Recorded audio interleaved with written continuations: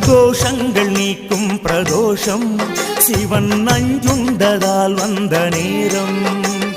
நாம் செய்த தீவினைகள் யாவும் அந்த பிறை சூடன் அருளாலே தீரும்.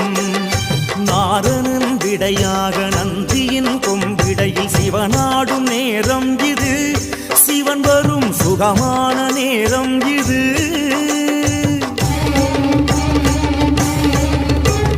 கருணாகரன் சுத்த சிவமானவன் கருணை பொழிகின்ற நேரம் இது. வரம் தருகின்ற நேரம் இது.